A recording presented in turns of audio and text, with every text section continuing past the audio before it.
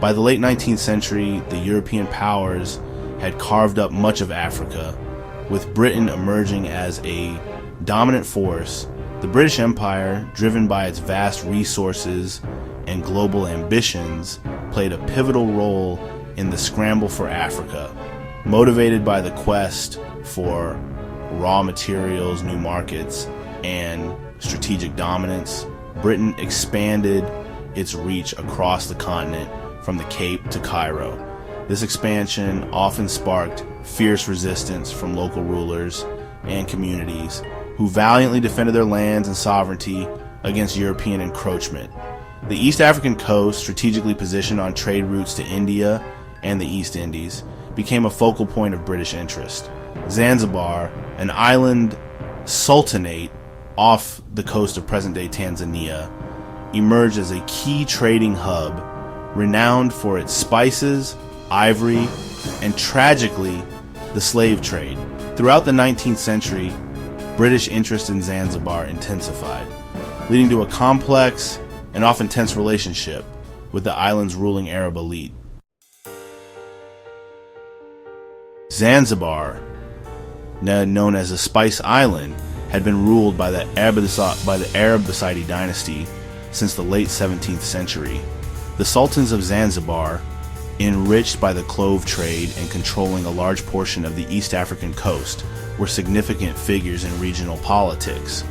However, the rise of British power in the Indian Ocean posed a growing challenge to their independence.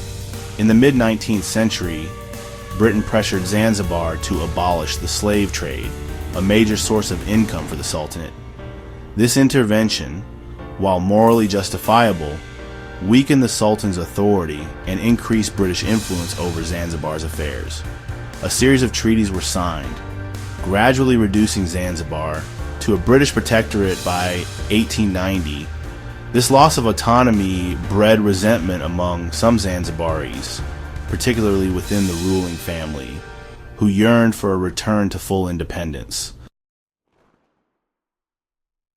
The Anglo-Zanzibar War, brief and one-sided as it was, had its roots in this complex web of imperial ambition, local politics, and personal ambition. In 1890, Sultan Ali bin Said of Zanzibar signed a treaty with Britain that formally made Zanzibar a protectorate. This treaty, among other things, stipulated that the succession of the Sultanate required British approval.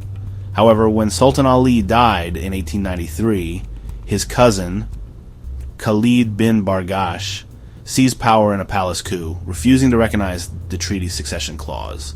Khalid, popular among some sections of the population, represented a faction that opposed British dominance and sought to restore Zanzibar's independence. The British, however, saw Khalid's actions as a direct challenge to their authority and a violation of the treaty they had imposed.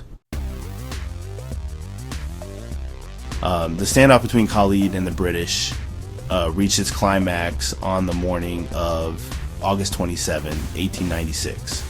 Khalid, despite warnings from the British consul in Zanzibar, refused to stand down. The British, having amassed warships in the harbor, issued an ultimatum: surrender by 9 o'clock in the morning or face the consequences. At precisely 9 o'clock, as the ultimatum expired, the British warships opened fire on the Sultan's palace.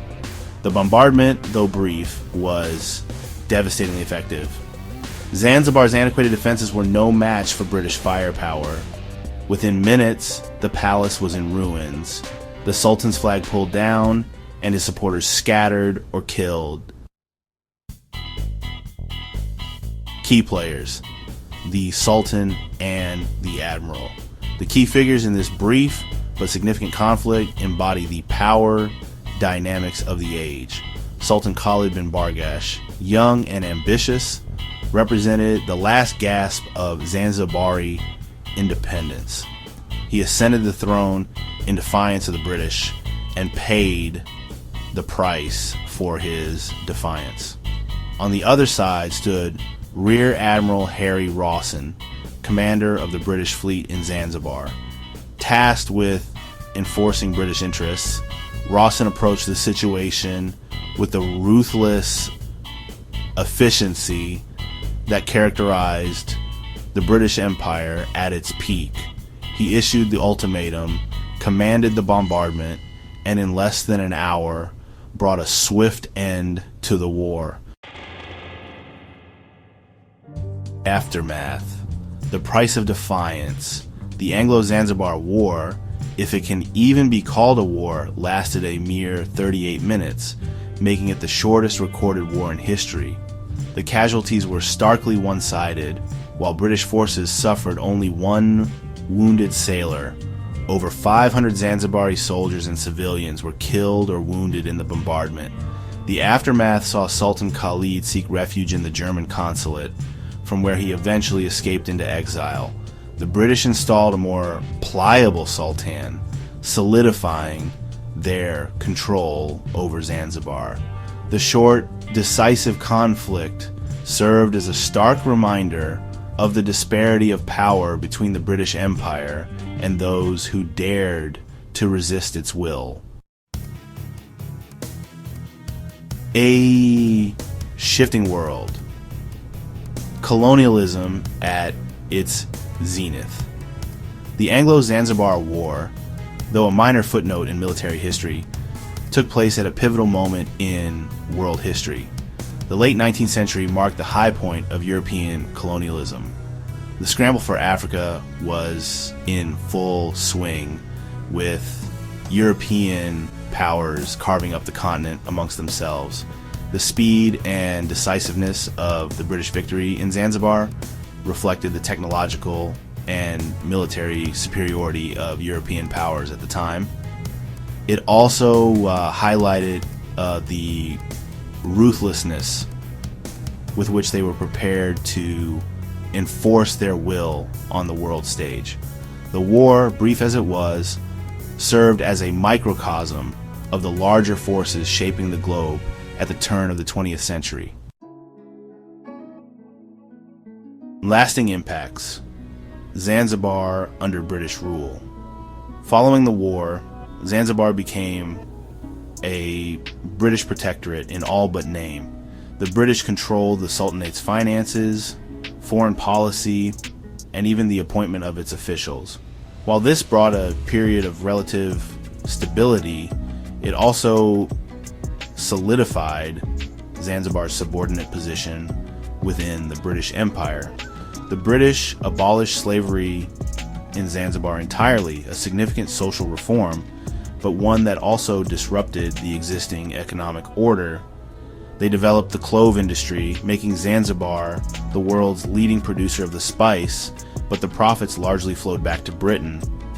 The legacy of British rule in Zanzibar, like many colonial legacies, is complex and multifaceted. A curious footnote: the shortest war in history. The Anglo-Zanzibar War, with its almost comical brevity, has secured a peculiar place in history as the shortest war ever recorded. It stands as a stark example of the brutal efficiency of 19th century imperialism. The event, though seemingly insignificant in the grand scheme of history, offers valuable insights into the dynamics of colonialism, the resistance it provoked, and the human cost of empire building.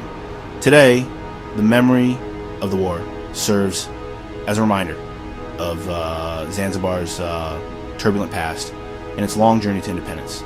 It also prompts reflection on the enduring legacies of colonialism and the importance of understanding this, complex and often troubled period of history.